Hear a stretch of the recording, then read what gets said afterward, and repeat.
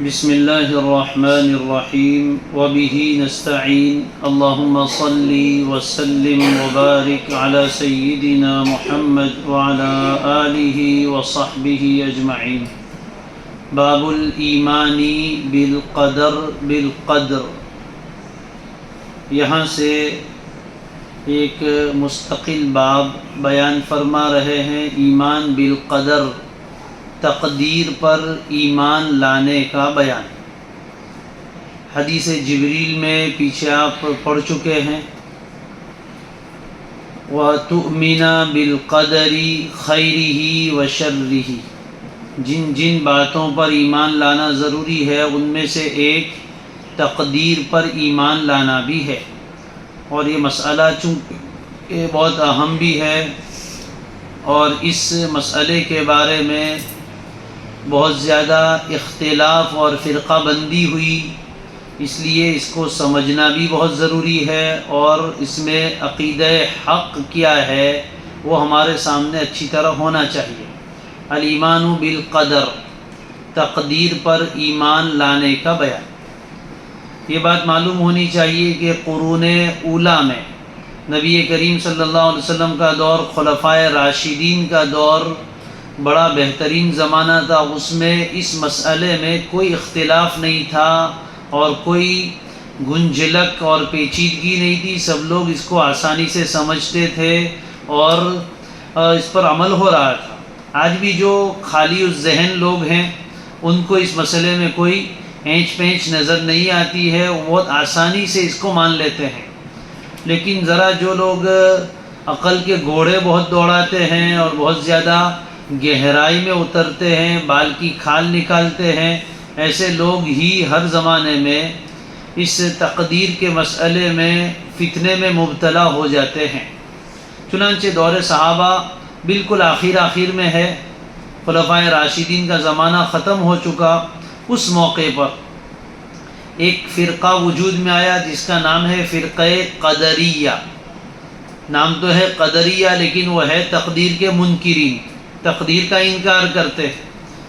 انہوں نے یہ عقیدہ نکالا کہ تقدیر کوئی شے نہیں ہے۔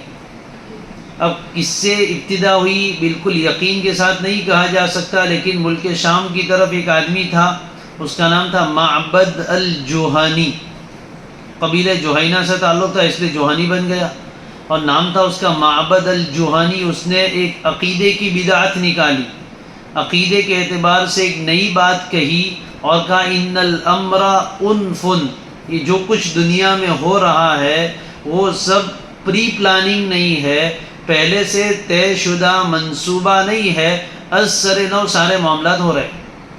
پھر فرقہ قدریہ میں جو انتہائی درجے کے غالی تھے انہوں نے تو اللہ کے علم کا انکار کر دیا، نعوذ باللہ، کہ یہ جو چیزیں دنیا میں ہو رہی ہے ہونے سے پہلے نعوذ باللہ اللہ کے علم میں بھی نہیں، یہ تو انتہائی درجے کے غالی۔ بعد میں معبد الجوہانی کو قتل کر دیا گیا۔ پھر بعد والوں نے کچھ عقیدے میں تخفیف کی اور اللہ تعالیٰ کے علم کا تو انکار نہیں کیا، لیکن پھر یہ دوسری صورت اختیار کر گیا اور یہ کہنے لگے کہ خالق خیر تو اللہ، جتنی اچھی چیزیں وہ تو اللہ کی طرف سے، لیکن جو اچھی چیزیں نہیں ہیں وہ اللہ کی طرف سے نہیں ہے۔ تو خالق خیر الگ مانتے ہیں، خالق شر الگ مانتے ہیں۔ یہ فرقہ بعد میں دوسرے عقائد کی طرف بہہ گیا۔ اب ابھی فی الحال موجود ہے کہ نہیں، اس میں بھی دونوں اختلاف ہے۔ بعض کہتے ہیں کہ یہ فرقے کا اب کوئی وجود رہا نہیں، اور بعض کہتے ہیں کہ نہیں، کسی نہ کسی صورت میں یہ فرقہ موجود ہے، دوسرے فرقوں میں ضم ہو گیا اور ان کے ساتھ مل گیا ہے۔ بہرحال تو یہ آخری زمانے میں، صحابہ کے آخری دور میں یہ انکار تقدیر کا فتنہ وجود میں آیا، اس لیے اس زمانے کے جو لوگ اس علاقے میں تھے وہ بھی بڑے پریشان ہوئے۔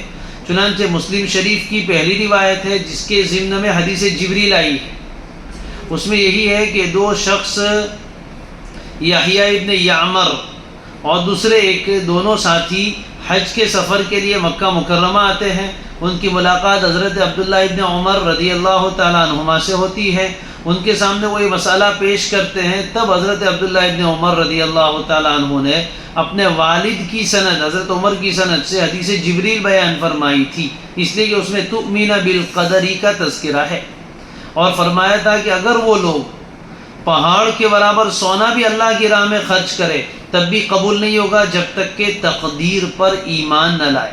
تو جو آدمی تقدیر کو نہ مانے وہ مومن نہیں ہو سکتا۔ یہ بات سمجھ میں آ گئی؟ یہ فتنہ انکار قدر کی میں نے ایک تاریخ آپ کے سامنے بیان کی۔ اب مسئلہ یہ ہے کہ تقدیر کہتے کسے ہیں اور تقدیر پر ایمان لانے کا کیا مطلب ہے؟ تو یاد رکھو، اس بات پر ایمان رکھنا، یہ بات اپنے دل میں یقین کے ساتھ ماننا کہ جو کچھ بھی ہوا، ہو رہا ہے اور ہوگا، ما کان و ما یکون، جو کچھ پہلے ہوا، جو کچھ ابھی ہو رہا ہے، جو کچھ آئندہ ہوگا، یہ سب کا سب ازل سے اللہ تبارک و تعالی کے علم میں موجود ہے۔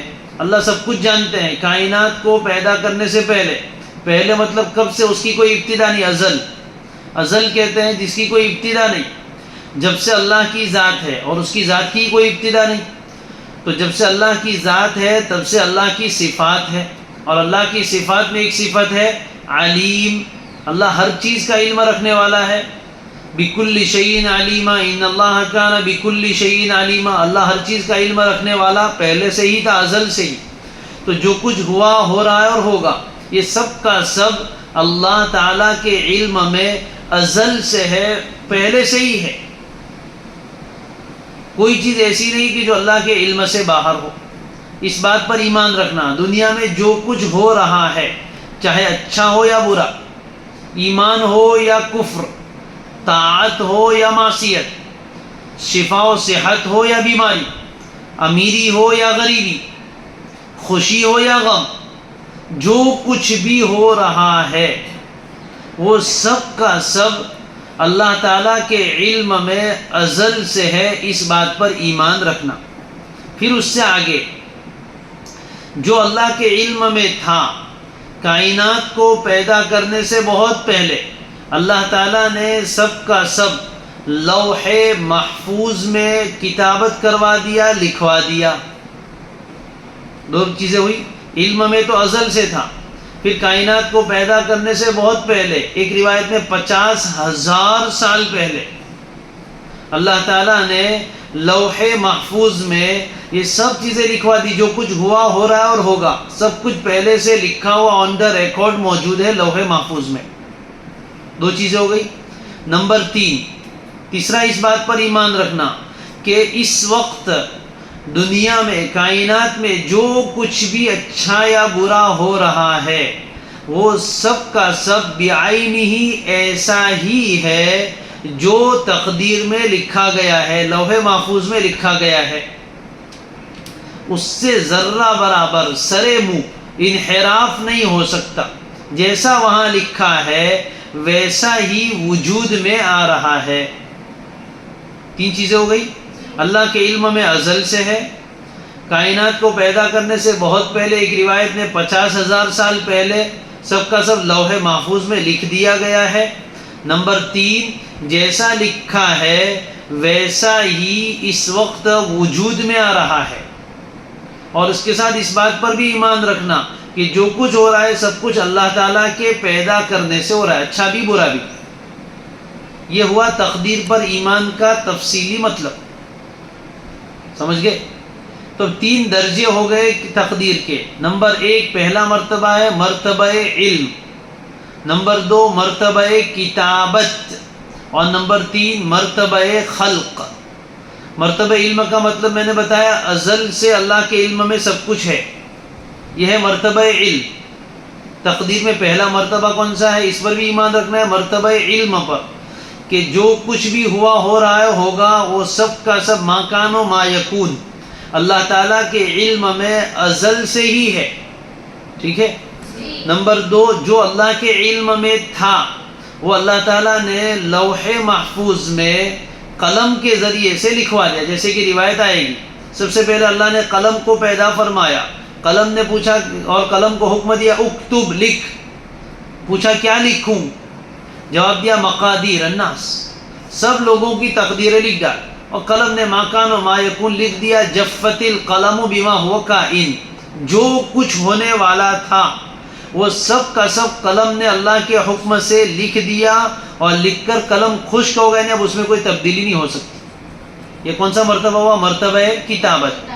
اس کے بعد پھر تیسرا مرتبہ یہ ہے کہ جو کچھ تقدیر میں لکھا گیا ہے بعینہ ایسا ہی واقع ہو رہا ہے اور ہوگا. اس میں کوئی تخلف نہیں ہوتا کہ وہاں کچھ اور لکھا ہے اور یہاں کچھ اس کے خلاف ہو جائے. ایسا ہرگز نہیں ہو سکتا.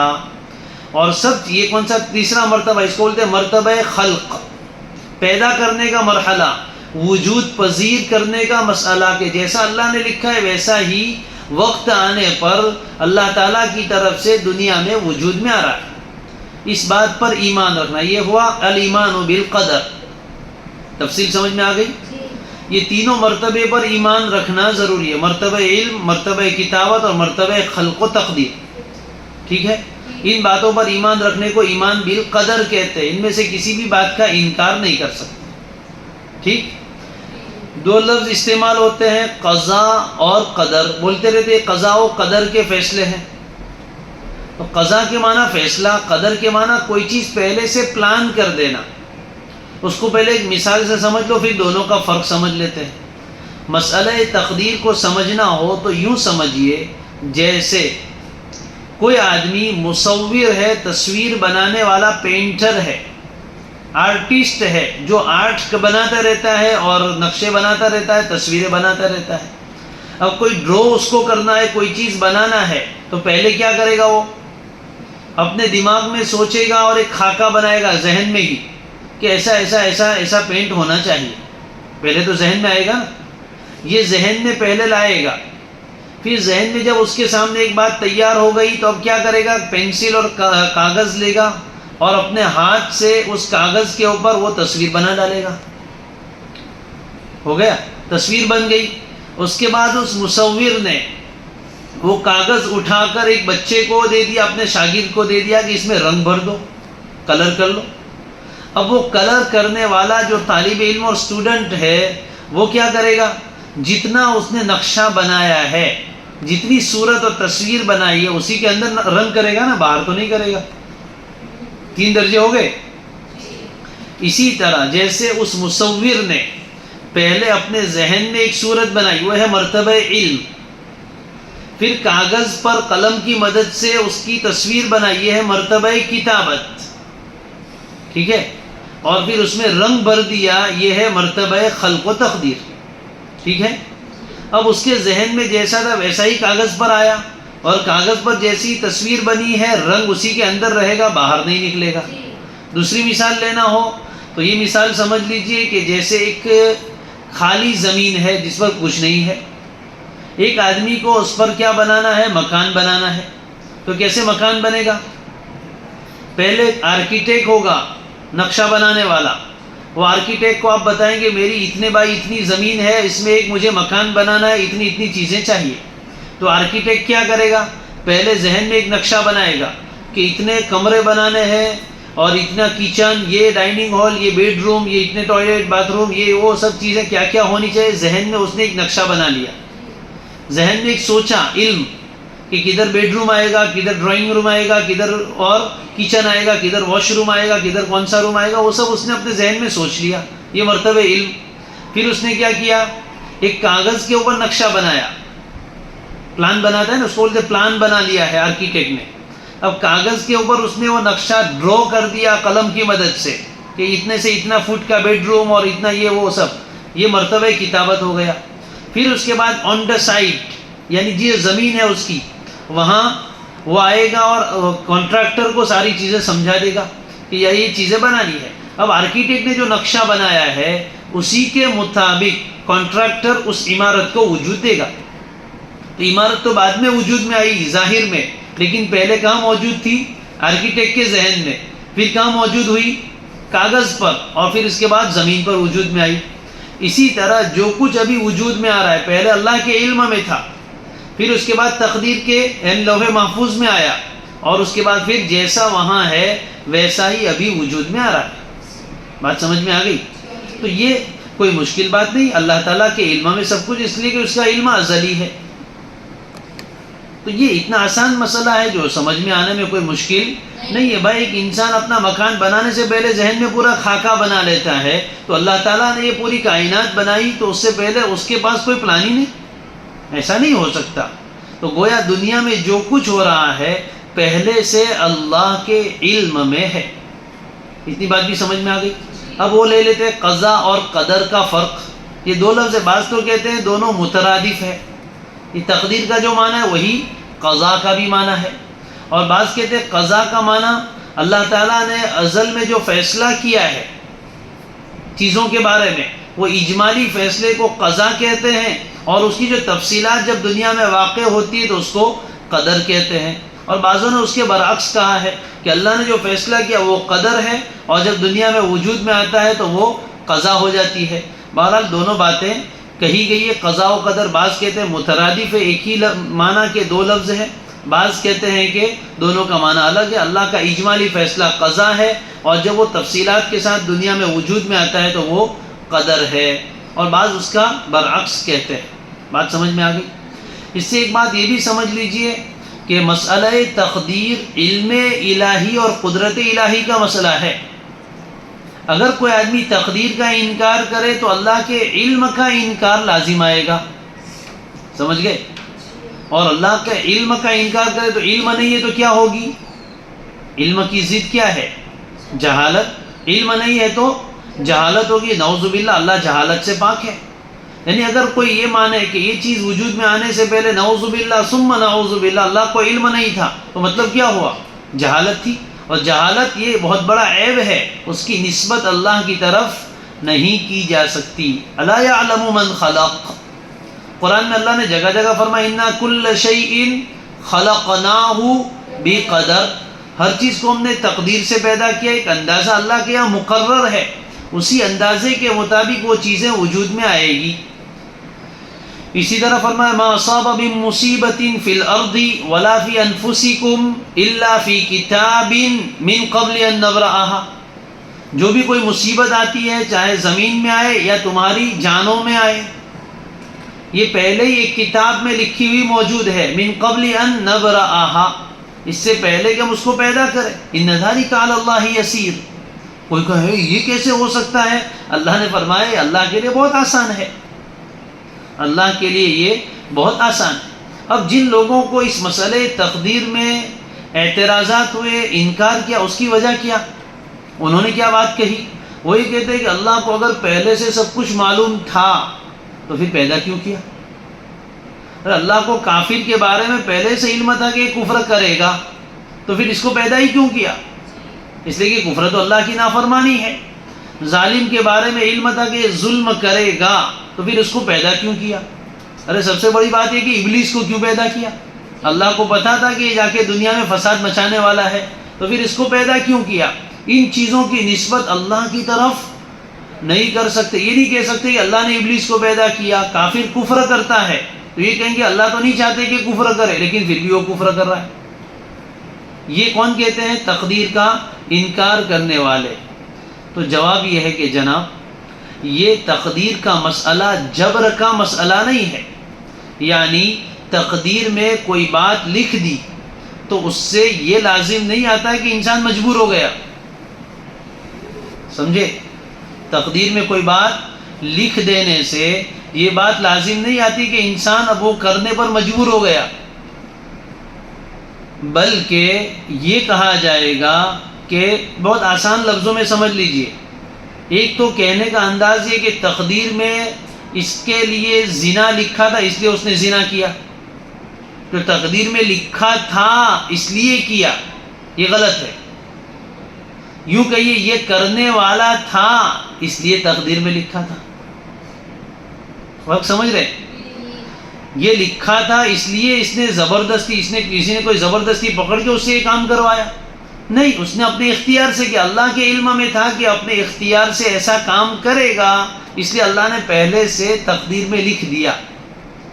مثال اس کی سمجھ لیجئے، آپ مدرسے میں پڑھتے ہیں، اساتذہ آپ کو جانتے ہیں کہ آپ کی استعداد کتنی ہے، اب اپنے علم اور تجربے کی بنیاد پر کسی طالب علم کے بارے میں استاد صاحب نے امتحان سے پہلے ہی یہ بات کہہ دی کہ اس کا پہلا نمبر آئے گا، ٹھیک ہے، اور پھر امتحان ہوا، اس نے جوابات اچھے لکھے، پرچہ چیک کرنے والوں نے چیک کر کے نمبرات دیے اور اس کا ٹوٹل سب سے زیادہ ہوا، پہلا نمبر آ گیا۔ تو اب آپ یوں کہیں گے کہ استاد نے کہا تھا نا کہ پہلا نمبر آئے گا اس لیے پہلا نمبر آیا، نہیں، استاد نے اس لیے کہا تھا کہ اپنے علم و تجربے سے انہیں یہ معلوم تھا کہ یہی اچھے جوابات لکھے گا، اس لیے اس کے بارے میں استاد نے کہا، تو اس کا پہلا نمبر آنے والا تھا، اس لیے استاد نے کہا تھا، استاد نے کہا اس لیے پہلا نمبر نہیں آ گیا۔ اسی طریقے سے کوئی طالب علم بڑا غبی ہے اور کام چور ہے، محنت نہیں کرتا ہے، اس کی استعداد بہت کمزور ہے، استاد اس سے واقف ہے، استاد نے امتحان سے پہلے کہہ دیا کہ یہ طالب علم فیل ہو جائے گا، ناکام ہو جائے گا۔ اب باقاعدہ امتحان ہوا، اس نے پرچے میں کوئی جوابات نہیں لکھے یا صحیح نہیں لکھے، نتیجہ یہ ہوا کہ ممتحن صاحب نے اس کو فیل کر دیا۔ اب رزلٹ آیا اور اس میں لکھا تھا کہ یہ فیل ہے، اب یہ طالب علم شکوہ لے کر آیا کہ استاد صاحب آپ نے کہا تھا نا کہ میں فیل ہوں گا، اس لیے میں فیل ہو گیا، تو یہ بات صحیح ہے؟ نہیں، استاد کے کہنے کی وجہ سے تو فیل نہیں، اس کے بعد تو تجھے موقع ملا، پرچہ دیا گیا، اختیار وقت دیا گیا، قلم تیرے ہاتھ میں تھا، کاغذ تیرے سامنے تھے، تو نے کچھ لکھا نہیں، اس لیے فیل ہوا۔ لیکن استاد کو اپنے تجربے سے معلوم تھا کہ تو کچھ لکھنے والا نہیں ہے، اس لیے انہوں نے، جب استاد کے علم میں غلطی بھی ہو سکتی ہے، اس لیے کہ بہرحال انسان ہے، استاد نے جس کے بارے میں کہا تھا پہلا آئے گا، ضروری نہیں کہ اس کا پہلا آ جائے، اس کا دوسرا تیسرا بھی آ سکتا ہے، اور جس کے بارے میں کہا تھا فیل ہوگا لیکن وہ کامیاب بھی ہو سکتا ہے۔ یہ ہو سکتا ہے کہ امتحان کی رات میں اس نے وہی سوال دیکھ لیا جو پرچے میں آنے والا تھا اور اس کو جواب صحیح لکھ دیا، تو بعض یا امتحان میں کہیں سے چوری کر لی اور لکھ دیا، ممتحن صاحب کو تھوڑا پتہ چلے گا، اس نے تو جواب لکھا اس لیے پاس کر دیا۔ بات سمجھ میں آئی؟ تو استاد کا علم تو غلط ہو سکتا ہے لیکن اللہ تعالیٰ کا علم کبھی غلط نہیں ہو سکتا، اس لیے اس کے علم میں پہلے سے ہے تو اس نے وہ لکھوا دیا، اس کی وجہ سے یہ لازم نہیں آتا ہے، ٹھیک ہے۔ اسی طرح جو لوگ کہتے ہیں کہ پھر شر کو اللہ نے کیوں پیدا کیا، تو شر محض نہیں ہے، دکھنے میں شر ہے لیکن اس کے پیچھے بھی کچھ خیر چھپی ہوئی ہے، نہیں سمجھے؟ دکھنے میں ایک چیز بری ہے لیکن اس کے پیچھے بھی خیر چھپی ہوئی ہے۔ مثال کے طور پر ابلیس کو پیدا کرنا، بہت سی مرتبہ آدمی سوچتا ہے بھائی اس کو پیدا ہی یہ نہیں ہوتا تو کتنی سکون کی زندگی ہوتی، گناہ کے خیالات ہی نہ آتے، تو اللہ نے اس کو کیوں پیدا کیا؟ حالانکہ وہ اللہ کا نافرمان ہے، ان الشیطان کان للرحمن عصیا، اللہ کا بڑا نافرمان ہے، اور اللہ کے سامنے سجدہ کرنے سے انکار کیا، چیلنج کر کے آیا ہے کہ سب کو بہکاؤں گا، جہنم میں لے جاؤں گا، تو اللہ اس کو مار کیوں نہیں ڈالتے؟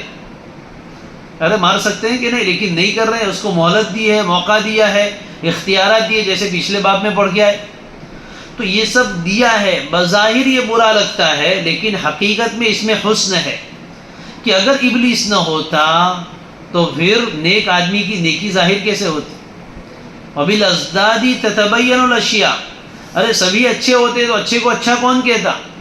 کچھ برے ہیں کچھ اچھے ہیں تو اب اچھوں کی ویلیو ہے نا، دنیا میں کوئی برا ہی نہ ہوتا تو اچھوں کی کوئی ویلیو نہ ہوتی، ارے دنیا میں کوئی کالا ہی نہ ہوتا تو گوروں کی کیا قدر ہوتی، سبھی گورے ہوتے تو کسی کو کالے چیز کا علم ہی نہ ہوتا، تو ابھی دونوں ازداد ہے نا، اچھا بھی ہے برا بھی ہے، تو اچھائی کو اچھائی سمجھنے کے لیے برا ہونا ضروری ہے، یعنی برائی دنیا میں ہوگی تو اچھائی سمجھ میں آئے گی نا۔ بھائی رات نہ ہو تو دین کیسے سمجھ میں آتا؟ رات اور دن دونوں ایک دوسرے کی ضد ہے، اگر رات ہوتی ہی نہیں، تھوڑی دیر کے لیے تصور کرو گے رات ہوتی ہی نہیں تو پھر دن کو دن کون کہتا؟ 24 گھنٹے ایسا ہی ہوتا نا، اور اگر دن نہ ہوتا تو اندھیرا ہی اندھیرا رہتا تو پورے 24 گھنٹے رات ہی ہوتی، ارے کالا نہ ہوتا تو سفید سمجھ میں نہ آتا، اور سفید نہ ہوتا تو کالا سمجھ میں نہ آتا، ضد سے ہی چیزیں سمجھ میں آتی ہے۔ تو اگر اللہ تعالیٰ شر کو پیدا نہ کرتے تو خیر کی کوئی ویلیو نہ ہوتی بلکہ اس کی پہچان بھی نہ ہوتی، سمجھ گئے؟ تو دونوں کو پیدا کرنے میں حکمت ہے، اسی طریقے سے اگر ابلیس نہ ہوتا تو راہ میں کوئی رکاوٹ ہی نہ ہوتی، تو نیکی کرنا کوئی کمال ہوتا نہیں۔ ابھی تو کمال ہے کہ ایک طرف شیطان کو مہلت دی کہ تو رکاوٹ ڈال اور مزین کر کے گناہوں کو ان کے سامنے پیش کر، اور گناہ کے چانس سامنے آتے ہیں، پھر بھی انسان اللہ کے خوف سے اس گناہ کو چھوڑ دیتا ہے، یہی تو کمال ہے۔ اگر دنیا میں کفر نہ ہوتا تو اللہ کے نام پر جان قربان کرنے والے کیسے ظاہر، کس سے لڑتے؟ کفر و شرک ہے اور وہ اسلام کے مقابلے کے لیے آ رہا ہے، تبھی تو جہاد ہو رہا ہے نا۔ جہاد ہو رہا ہے، اس میں لوگ اللہ کے نام پر اپنی جان اپنا مال پیش کر رہے ہیں، تو اللہ تعالیٰ اس سے خوش ہو رہے کہ دیکھو میرے بندے کیسے ہیں، میرے نام پر میری محبت میں اپنا جان مال قربان کر رہے ہیں۔ یہ کب ممکن تھا؟ جب دنیا میں کفر ہوگا تبھی تو ممکن تھا، کفر ہی نہ ہوتا تو کیسے ممکن ہوتا؟ سمجھ گئے؟ تو کوئی چیز شر محض نہیں ہے، بلکہ اس شر میں بھی پیچھے خیر چھپا ہوا ہے۔ بات سمجھ میں آ گئی؟ ایک چیز میں تو کوئی چیز تو ہوتی ہے حسن لذاتی ہی، اور ایک چیز ہوتی ہے حسن لغیرہ ہی۔ کوئی چیز اپنی ذات کے اعتبار سے ہی خیر ہوتی ہے، اور کوئی چیز اپنی ذات کے اعتبار سے خیر نہیں ہوتی، لیکن وہ کسی خیر تک پہنچنے کا ذریعہ ہوتی ہے، مقصود لغیرہ ہی ہوتی ہے۔ آپ نے اصول میں پڑھا ہے حسن لذاتی حسن لغیرہ، قبیح لذاتی قبیح لغیرہ، اسی طرح مقصود بعینہ مقصود لغیرہ۔ تو بہت سی چیزیں ایسی ہیں کہ وہ مقصود بالذات نہیں ہوتی، لیکن وہ مقصود اس لیے، اس کا قصد اس لیے کرتے ہیں کہ وہ دوسری اچھی چیز تک پہنچنے کا ذریعہ ہے۔ سمجھ گئے؟ مثال کے طور پر ورزش کرنا، اس میں بدن کو تھکان ہوتی ہے اور دکھن چبھن ہوتی ہے، تو وہ مقصود نہیں ہے، لیکن اس سے کیا مقصود ہوگا کہ ورزش کریں گے تو صحت اچھی رہے گی، وہ مقصود بھی ذات ہے۔ یا سمجھ لیجئے دوائی کڑوی اور اس کے ذریعے سے شفا کا حاصل ہونا، تو سب کڑوی دوائی لیتے ہیں نا، وہ مقصود لذاتی نہیں، اس میں کوئی کمال نہیں ہے، لیکن وہ ایک اچھی چیز شفا اور صحت تک پہنچنے کا سبب ہے، اس لیے اس کا قصد کیا جاتا ہے، تو مقصود لغیرہ ہی ہے۔ اگر شفا حاصل ہے تو پھر دوائی کوئی نہیں لے گا۔ سمجھ گئے؟ تو بہت ساری بظاہر بری نظر آنے والی چیزیں وہ مقصود لغیرہ ہے، اس کے ذریعے سے ایک اچھی چیز تک پہنچا جاتا ہے۔ دوسری بات یہ ہے کہ اللہ تعالیٰ مالک ہے، خالق ہے، اور خالق میں دو طرح کی صفات ہونی چاہیے۔ نمبر ایک جلالی صفتیں، اور نمبر دو جمالی صفات۔ ان دونوں کے بغیر کوئی آدمی کامل نہیں ہوتا۔ اللہ تعالیٰ کی جو صفاتی نام ہے، اسماء حسنہ ہے، وہ بھی دو طرح کے، کچھ نام جلالی ہیں اور کچھ سے اللہ کا جمال ٹپکتا ہے۔ کچھ نام ایسے ہیں جس سے اللہ کا خوف اور ہیبت طاری ہوتی ہے، اور کچھ نام ایسے ہیں جس سے اللہ تعالیٰ کی محبت اور اس کی رحمت ظاہر ہوتی ہے۔ دونوں طرح کے نام ہیں۔ اور کوئی آدمی کامل اس وقت تک ہوئی دنیا میں بھی استاد صاحب ہے، بہت نرم دل، بہت رحم دل، بہت نرم طبیعت ہے، وہ کامل مربی نہیں ہو سکتا۔ کامل مربی ہونے کے لیے ایک طرف جہاں شفقت و رحمت ضروری ہے، وہیں کامل مربی ہونے کے لیے اس کا رعب اور دبدبہ بھی ضروری ہے کہ آنکھ دکھاوے تو سب سیدھے ہو جائے، یہ بھی ضروری ہے۔ جلال بھی چاہیے، جمال بھی، تبھی کمال آتا ہے۔ جلال اور جمال دونوں جمع ہوتے ہیں تو کمال آ جاتا ہے۔ سمجھ گئے؟ دو جلال جمع ہوئے تو جلالین بن گئی، اور کمالین اس کی شرح بن گئی، جلالین کی شرح کمالین بن گئی۔ تو جلال اور جمال دونوں جمع ہوتے ہیں تو کمال پیدا ہوتا ہے۔ تو خالق میں دونوں صفات ضروری ہے۔ تو اللہ تعالیٰ کے جلال کا مظہر کفر و شرک اور کفار و مشرکین ہے، اللہ تعالیٰ کے جلال کا مظہر جہنم ہے، اور اللہ تعالیٰ کے جمال کا مظہر مومنین ہے، مطیعین و فرما بردار ہیں، اور اللہ تعالیٰ کے جمال کا مظہر جنت ہے۔ اس لیے اس نے جنت بھی پیدا کی اس کے جمال کے مظہر کے طور پر، جہنم بھی پیدا کی جلال کے مظہر کے طور پر، پھر جنت کے لیے اس کے اہل پیدا کیے، مومنین جو جنت میں جائیں گے اور ان پر اللہ کی جمالی صفات کا ظہور ہوگا۔ جہنم کے لیے اس کے اہل پیدا کیے، کفار و مشرکین، اور ان پر اللہ کا جلال ظاہر ہوگا، وہ جہنم میں جائیں گے۔ بات سمجھ رہے؟ تو یہ ایک اللہ تعالیٰ کی طرف سے پورا نظام ہے۔ دوسری بات یہ سمجھنی چاہیے کہ مسئلہ تقدیر اللہ تعالیٰ کے راز میں سے ایک راز ہے، سر من اسرار اللہ، اللہ تعالیٰ کے راز میں سے ایک راز ہے۔ اس میں بہت زیادہ ڈیپ میں نہیں جانے کا، بہت گہرائی میں نہیں جانے کا، بہت زیادہ نہیں سوچنے کا، سمجھ گئے؟ بہت زیادہ بال کی کھال نہیں نکالنے کی، ورنہ پریشان ہو جاؤ گے۔ حدیث شریف میں اس سے منع فرمایا، آگے روایت آئے گی کہ صحابہ اس بارے میں بحث کر رہے تھے، حضور بہت زیادہ غصے ہو گئے، رخسار مبارک سرخ ہو گئے غصے کی وجہ سے کہ کیا تمہیں اس کا حکم دیا گیا ہے؟ تو معلوم ہوا کہ تقدیر کے مسئلے میں سلامتی کی راہ کیا؟ ہم ایمان لائے، آمنت بالقدر خیرہ و شرہ من اللہ تعالی بس۔ اور لا یسأل عما یفعل، اللہ نے ایسا کیوں کیا تو کون پوچھنے والا بھائی؟ اللہ مالک کل ہے، مختار کل ہے، وہ جو چاہے کرے، یفعل ما یشاء فعال لما یرید، جو چاہتا ہے کرتا ہے، یفعل ما یشاء جو چاہے کرے، اس کی مرضی، لا یسأل عما یفعل وہ جو کچھ کرے کوئی اس کو پوچھنے والا نہیں۔ یہ الگ بات ہے کہ اللہ تعالیٰ جو کچھ کرتے ہیں اس میں اس کی حکمتیں مضمر و پوشیدہ ہوتی ہے، لیکن اس کی ساری حکمتیں میری اور تیری کھوپڑی میں آ جاوے کوئی ضروری نہیں۔ یہ چھوٹا دماغ ہے، چھوٹے دماغ میں بڑی باتیں نہیں آتی ہے۔ بہت ساری چیزیں اللہ تعالیٰ کے راز ہیں۔ تقدیر کا مسئلہ سمجھنا ہو تو حضرت موسیٰ اور خضر کا واقعہ دیکھ لو جو 15ویں پارے میں ہے۔ کشتی کو توڑ دیا، بظاہر برا کام ہے، لیکن حکمت اسی میں تھی کہ آگے اگر کشتی نہ ٹوٹتی تو بادشاہ پوری کشتی ہی ضبط کر لیتا، قبضے میں لے لیتا۔ تو بظاہر کشتی ٹوٹ گئی، لیکن اس میں حکمت تھی کہ کشتی بچ گئی۔ اسی طریقے سے وہ ایک بچے کو قتل کر دیا، بظاہر بیچارہ جوان لڑکا اچھا خاصا کھیلتا کودتا، گردن مروڑ دی اور مار ڈالا۔ تو یہ تقدیر سے ہو رہا تھا، سب کو نظر نہیں آ رہا تھا، سب کو تو یہ لگا کہ بچہ مر گیا اچانک، سمجھ گئے؟ تو آدمی کہ یار اس میں کیا، کوئی بوڑھے کو لے لیتے، بچے کو جوان کو لے لیا۔ تو بظاہر یہ لگا کہ بچے کا مر جانا برا ہے، لیکن حقیقت میں بہت اچھا تھا۔ قرآن نے بعد میں اس سے راز اٹھایا کہ اگر یہ بچہ بڑا ہوتا تو خود بھی کافر بنتا اور ماں باپ کو بھی کفر میں لے جاتا، تو مر گیا تو اچھا ہوا کہ جہنم سے بچ گیا۔ اسی طریقے سے دیوار گر رہی تھی، اس کو سیدھا کر دیا، حالانکہ بستی والے بڑے بخیل تھے، کھانا تک نہیں کھلایا مہمانوں کو۔ حضرت موسیٰ نے اعتراض کیا کہ پیسے لے لیتے، اجرت لیتے، ہم کھانا تو کھا لیتے اس سے۔ تو بظاہر یہ چیز حکمت کے خلاف نظر آ رہی تھی، لیکن حکمت کیا تھی کہ اس کے نیچے خزانہ تھا، باپ بڑا نیک تھا، تو اللہ نے ان کی رعایت رکھی۔ یہ تین بطور مثال ہے۔ اسی طرح کائنات میں روزانہ بہت سارے ایسے واقعات رونما ہوتے ہیں جو بظاہر انسان کو لگتا ہے کہ یہ کیوں ہوا ہوگا، لیکن اس کے پیچھے کیا حکمت ہے وہ ہماری نظر سے پوشیدہ ہے۔ تو ایمان تقدیر پر لانا یہ ضروری ہے، اور اس کے بہت سے فوائد ہیں۔ تقدیر پر ایمان کے بہت سے فوائد ہیں جو انشاءاللہ آگے کسی موقع سے عرض کیے جائیں گے کہ تقدیر پر ایمان لانے سے کیا فائدہ ہے، اور یہ الحمدللہ ہمیں یعنی مومنوں کو ہی حاصل ہے۔ دوسری بات یہ سمجھ لیجئے کہ دنیاوی امور تک تقدیر کو سب مانتے ہیں، دنیاوی معاملات میں تقدیر کو سب مانتے ہیں، معاملہ جب دین کا آتا ہے نا وہاں وہ الجھتے ہیں، سمجھ رہے؟ دنیاوی معاملات میں سب لوگ تقدیر کو مانتے ہیں اور اسباب بھی اختیار کرتے ہیں۔ اعتراض لوگوں کو کہاں ہوتا ہے دین کے معاملے میں، جیسے آگے روایت آئے گی کہ اللہ تعالیٰ نے یہ بھی طے کر دیا ہے کہ کون جنتی ہے کون جہنمی ہے۔ تو سوال کریں گے کہ بھائی جب پہلے سے لکھا جا چکا ہے تو اب عمل کرنے کا کیا فائدہ؟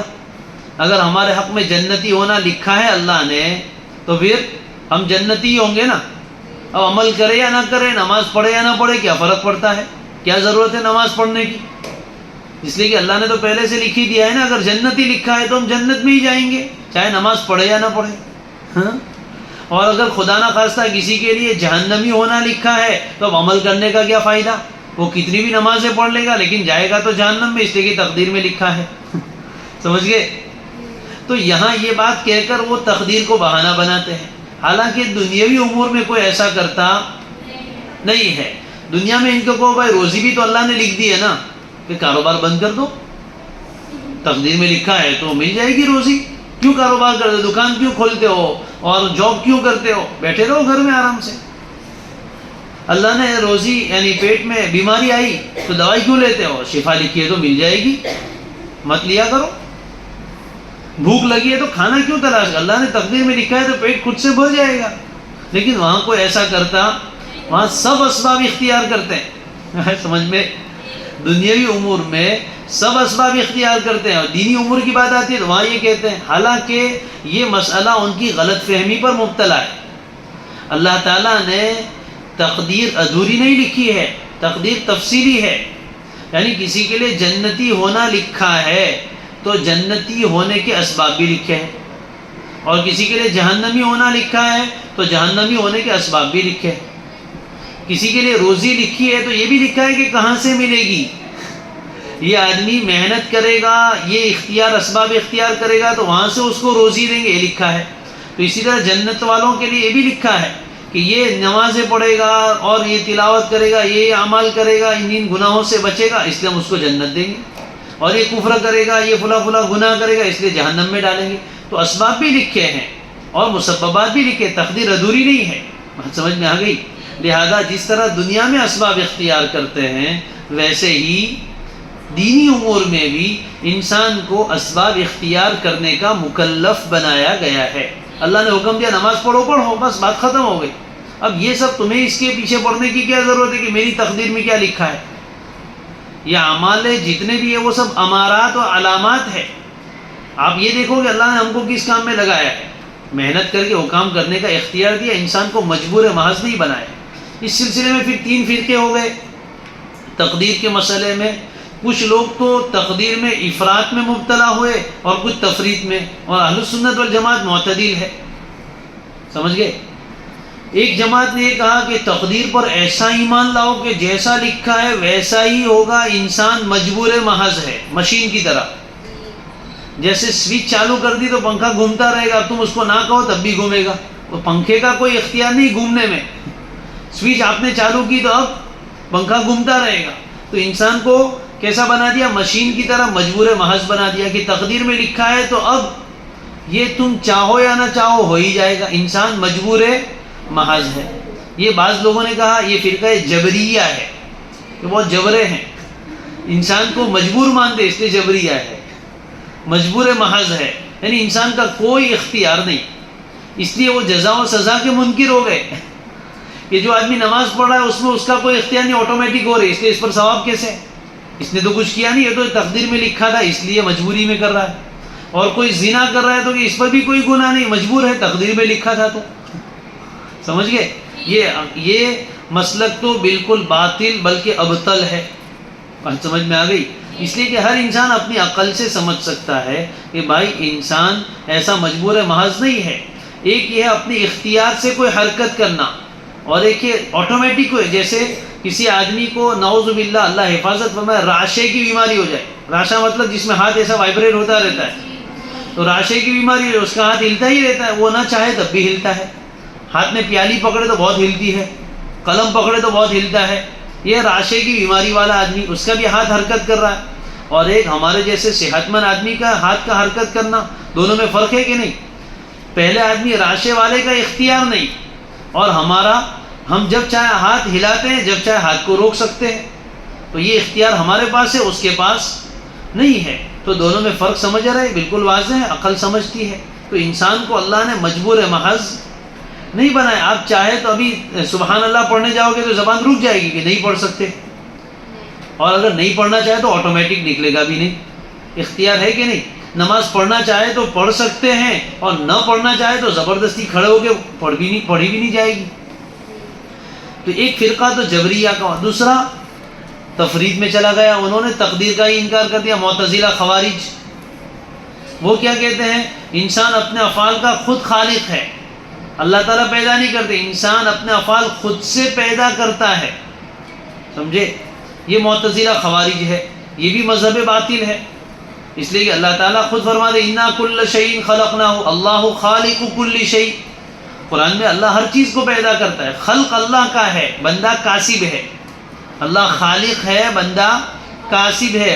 عقیدۃ الطحاوی پڑھ رہے، بندہ خالق، اللہ خالق ہے اور بندہ کاسب ہے، بندہ صرف فعل کو کسب کرتا ہے، خلق اللہ کرتا ہے، یعنی صلاحیت اللہ نے دی ہے، بندے نے کسب کیا۔ مثال سمجھ لو، ایک آدمی ہے جس نے کیا کیا، چھری بنائی، چھری کی فیکٹری والوں نے چھری تیار کی اور بازار میں بیچنے کے لیے آ گئی، وہاں سے زید اور عمر دونوں آدمی گئے، چھری خرید کر لے آئے، ٹھیک ہے، دونوں کے ہاتھ میں چھری ہے. ایک آدمی نے چھری سے سبزی کاٹی، دوسرے نے کسی کا گلا کاٹا. ٹھیک ہے، اب یہ چھری نہ ہوتی تو نہ یہ سبزی کاٹ سکتا تھا نہ یہ گلا کاٹ سکتا تھا. تو کاٹنے کی صلاحیت کس نے دی؟ چھری نے. ٹھیک ہے، کاٹنے کی صلاحیت کہاں سے آئی؟ چھری سے. البتہ ایک نے اچھا کام کیا سبزی کاٹ کے، دوسرے نے کسی انسان کا گلا کاٹ کے برا کام کیا. یہ دونوں کیا بنے؟ کاسب بنے. تو اسی طرح ایک انسان کو اللہ تعالیٰ نے قدرت دی ہے بولنے کی، دیکھنے کی، پکڑنے کی اور دوسرے کام کرنے کی. طاقت تو اللہ نے دی ہے نا. اب ایک آدمی اس طاقت کو صحیح جگہ استعمال کر رہا ہے، دوسرا غلط جگہ استعمال کر رہا ہے. یہ کیا ہوا؟ کاسب. یہ کیا ہوا؟ ہاتھ میں لکھنے کی طاقت اللہ نے دی. تو خلق، یہ لکھنے کا جو فعل ہے وہ کس کے ذریعے سے وجود میں آتا ہے؟ اللہ کی دی ہوئی قدرت سے. تو اللہ کیا بنا؟ خالق. اب ایک نے اس سے گالی لکھی، دوسرے نے دعا لکھی. سمجھ گئے؟ تو یہ کاسب ہوئے، صلاحیت دونوں میں تھی. دعا لکھنے والا بھی گالی لکھ سکتا تھا، گالی لکھنے والا بھی دعا لکھ سکتا تھا. لیکن اس نے جو اپنے اختیار سے دعا لکھی اور اس نے اپنے اختیار اور بائی چوائس گالی لکھی، اس پر ان کی پکڑ ہوگی. تو اہل سنت والجماعت کیا کہتے ہیں؟ بندہ مجبور محض بھی نہیں ہے اور بندہ خود اپنے افعال کو پیدا کرنے والا بھی نہیں ہے، بندہ کاسب ہے. میں اس وقت بول رہا ہوں، میرا بولنا ایک فعل ہے، عمل ہے. یہ بولنے کا کام کس کے اختیار سے، کس کی دی ہوئی قدرت سے ہو رہا ہے؟ اللہ کی. تو اللہ میرے بولنے کا خالق ہے. البتہ مجھے کیا بولنا ہے یہ میں کاسب ہوں، میں اپنے اختیار سے یہ سبق پڑھا رہا ہوں. تو انشاءاللہ نیکی کا کام ہے. اگر نعوذ باللہ اگر اسی زبان سے اس وقت کوئی گندی باتیں کرنا چاہے تو بول سکتا ہے کہ نہیں؟ تو اپنی اختیار سے غلط باتیں بھی بول سکتا ہے، صحیح باتیں بھی بول سکتا ہے. تو بندہ کاسب ہے. حضرت علی رضی اللہ تعالیٰ عنہ نے اس مسئلے کو مثال سے سمجھایا کہ انسان مجبور محض ہے یا اپنے افعال کا خالق ہے، کتنا اختیار ہے. حضرت نے اس کو آسانی سے مثال دے کر سمجھایا. کھڑا ہو جا، کھڑے ہو گئے. کہا ایک پیر اٹھاؤ، اس نے ایک پیر اٹھایا. پھر کہا اب دوسرا بھی اٹھاؤ. تو پہلا رکھ کے بغیر دوسرا تو اٹھا نہیں سکتا. تو کہا وہ تو نہیں اٹھا سکتا ہوں. مگر بس یہی تقدیر کا مسئلہ ہے. ایک پیر اٹھانے کا اختیار تھا، دوسرا پیر اٹھانے کا اختیار یعنی تھوڑا اختیار ہے، پورا اختیار نہیں. سمجھ گئے؟ ارے ایک پیر اٹھانے تک کا اختیار ہے نا، لیکن دونوں پیر اٹھا کے کھڑے رہ سکتا ہے؟ نہیں رہ سکتا ہے. تم کو کہ ہم کدکا مارتے ہیں تو کھڑے رہتے ہیں، لیکن وہ تھوڑی دیر. لیکن دونوں پیر اٹھا کے زمین سے ادھر کھڑے رہو تو نہیں رہ سکتے. تو معلوم ہوا کہ انسان کو تقدیر میں کچھ اختیار اللہ نے دیا ہے، پورا اختیار نہیں دیا ہے، اپنے پاس کنٹرول رکھا ہے. سمجھ گئے؟ تو بولنے کی قدرت دی. پھر ہم جو کچھ بولنا چاہتے ہیں وہ بھی اللہ کے ارادے سے ہو رہا ہے، لیکن ہمیں کچھ اختیار دیا ہے. تو نہ ہم مجبور محض ہے، نہ اپنے افعال کے خود خالق ہے، بلکہ بندہ کاسب ہے، اللہ خالق ہے. یہ ہمارا عقیدہ ہے اور یہی اس باب میں مسئلہ بھی آ رہا ہے. اچھی طرح مسئلے سمجھ میں آ گئے. یہ ایمان بالقدر کے بارے میں بنیادی باتیں ہیں. آج میں نے کیا ذکر کیا؟ سب سے پہلے ایمان بالقدر یعنی تقدیر کے انکار کی جو تاریخ ہے وہ بیان کی. اس کے بعد ایمان بالقدر کا معنی بتاتے ہوئے آپ کو 3 مرتبے بتائے: مرتبہ علم، مرتبہ کتابت اور مرتبہ خلق. پھر اس کے بعد قضاء و قدر کا فرق بھی سمجھا دیا، مثال سے مسئلے کی وضاحت بھی کر دی، 2 مثالیں دی. اس کے بعد پھر مزید تقدیر کے مسئلے میں جو لوگ گمراہ ہوئے وہ کیوں ہوئے وہ بھی بتا دیا، بہت ساری آسان اور عام فہم مثالوں کے ذریعے سے. جی، اور یہ تقدیر کے مسئلے میں جو 3 گروہ ہو گئے، 2 باطل 1 حق ہے، وہ بھی بتا دیا. جبریہ مجبور محض مانتے ہیں، معتزلہ خوارج انسان کو اپنے افعال کا خالق مانتے ہیں، اور ہم اہل السنت والجماعت انسان کو نہ مجبور محض مانتے نہ خالق مانتے ہیں، بلکہ ہم انسان کو کاسب مانتے ہیں کہ اس کے پاس کچھ اختیار ہے، کچھ اختیار نہیں. بات سمجھ میں آ گئی؟ اور اسی کسب پر جزا و سزا کا دار و مدار ہے. سمجھ گئے؟ دنیاوی حد تک سب لوگ مانتے ہیں تو دینی حد تک بھی ماننے میں کوئی حرج نہیں. دوسرا ہے کہ مسئلہ تقدیر ذو جہتین ہے، 2 جانب والا. مسئلہ تقدیر کو 2 اینگل سے دیکھا جا سکتا ہے، ایک بندوں کے اعتبار سے اور ایک اللہ کے اعتبار سے. اللہ کے اعتبار سے دیکھیں تو سب کچھ طے شدہ ہے. اگر اللہ کے اعتبار سے دیکھیں تو سب کچھ طے شدہ، اللہ کے علم میں تو معلوم ہے کہ کیا کیا ہونے والا ہے، لیکن ہم اپنے جانب سے دیکھیں تو کچھ بھی طے شدہ نہیں ہے، ہمیں کچھ معلوم نہیں، ہم جیسا کریں گے ویسے ہی نتائج آئیں گے۔ تو اللہ کے اعتبار سے سب کچھ طے شدہ، ہمارے اعتبار سے کچھ طے شدہ نہیں، تو ہمیں مسئلہ تقدیر کو عقیدے میں تو اللہ کی جانب سے دیکھنا ہے اور عمل میں اپنی جانب سے دیکھنا ہے۔ اسی لیے حضور سے جب سوال کیا گیا تو آپ نے یہ فرمایا اعملوا، عمل کرو، یعنی مسئلہ تقدیر کو ادھر سے مت دیکھو کہ اللہ کے ہاں سب کچھ طے ہے تو عمل کے اعتبار سے پھر بیٹھے رہو گے۔ ماننا تو یہی ہے کہ سب کچھ طے ہے، سب کچھ اللہ کے علم میں ہے اور جیسا ہے ویسا ہی ہوگا، لیکن کیا اللہ کے علم میں ہے وہ ہمیں معلوم ہے؟ نہیں ہے۔ تو ہمیں کیا کرنا ہے؟ جس کام کا اللہ نے ہمیں حکم دیا ہے یہ عمل کرو یہ نہ کرو، اس پر ہمیں عمل کرنا ہے۔ یہ ہماری جانب سے گویا کچھ بھی طے نہیں ہے، اللہ کی جانب سے سب کچھ طے ہے۔ اس لیے ہمیں عمل کے اعتبار سے اپنی جانب سے اس مسئلے کو دیکھنا ہے اور ماننے اور عقیدے کے اعتبار سے اللہ کی جانب سے اس مسئلے کو دیکھنا ہے، تو کوئی اعتراض انشاءاللہ نہیں ہوگا۔ مفتی سعید صاحب پالن پوری نور اللہ مرقدہ نے ترمذی کی شرح میں اس مسئلے تقدیر کو بہت عام فہم انداز میں آسانی سے سمجھا دیا ہے، مطالعہ کرنا چاہیے تاکہ مزید پختگی پیدا ہو۔ سمجھ گئے؟ جو لوگ تقدیر کا انکار کرتے ہیں جی ان کو ایک مسئلہ سمجھا دینے کا، سمجھ گئے جی، ایک اٹھا کے تماچا کھینچ کے مار دو۔ جو لوگ تقدیر کو یوں جو اپنے آپ کو مجبور محض مانتے کہ تقدیر میں لکھا ہے، انکار کرنے والوں کو نہیں، جو مجبور محض مانتے ان کو اگر تقدیر کا مسئلہ سمجھانا ہو تو کیسے سمجھاؤ؟ ایک تماچا کھینچ کے مارو اپنے رزق پر۔ جب وہ کہ کیوں مارا؟ تقدیر میں لکھا تھا۔ آپ تو کہتے ہیں نا انسان مجبور محض ہے، تقدیر میں جیسا لکھا ہے ویسا ہوتا ہے۔ کوئی آدمی نعوذ باللہ زنا کرے اور اس کو کوئی کہے بھائی کیوں ایسا کیا؟ تو تقدیر میں لکھا، تو پھر ایک تماشا مارو، کیوں مارا؟ تقدیر میں لکھا تھا۔ تو بات سمجھ میں آ جائے گی اس کی، سمجھ گئے؟ تو ہم اعمال میں تقدیر کو بہانہ نہیں بنا سکتے، یہ ایک مسئلہ ہے، مسئلہ اعتذار بالقدر، تقدیر کو عذر اور بہانہ بنانا، یعنی کوئی گندا کام کرے غلط کام کرے اور اس پر اس کو ملامت کیا جائے تو کیا بولے؟ میری تقدیر میں لکھا تھا کہ فجر کی نماز نہیں پڑھو تو میں نے نہیں پڑھی، اب کیا کروں؟ تو یہ اعتذار بالقدر نہیں کر سکتے، یعنی گناہ کے کاموں میں ہم تقدیر کو بہانہ بنائے کہ تقدیر میں یہ گناہ لکھا تھا اس لیے میں نے زنا کیا، اس لیے میں نے چوری کی، یہ بہانہ نہیں چلے گا۔ بات سمجھ میں آئی؟ آگے مسئلہ حدیث شریف آئے گی تو وہاں اس مسئلے کو بیان کریں گے، تیسری ہی روایت آ رہی ہے۔ یہ باتیں اس کو اچھی طرح ذہن نشین کر لیجئے، یہاں بھی کام آئے گی انشاءاللہ، اور آپ کو عقیدت الطحاوی میں بھی کام آئے گی اور دنیا آخرت دونوں جگہ کام آئے گی۔ بہت سارے کنفیوژن انشاءاللہ دور ہو جائیں گے۔ آگے بھی اس باب میں ایسی احادیث آئیں گی، وہاں انشاءاللہ جیسا جیسا موقع آئے گا ویسے ویسے اس پر ہم کچھ نہ کچھ کلام کرنے کی اللہ کی توفیق سے کوشش کریں گے۔ تو یہ باتیں بہت اہم ہے، بہت سارے لوگ اس میں الٹ پھیر کرتے رہتے ہیں اور بھٹکتے رہتے ہیں، اللہ بھٹکنے سے ہماری حفاظت فرمائے۔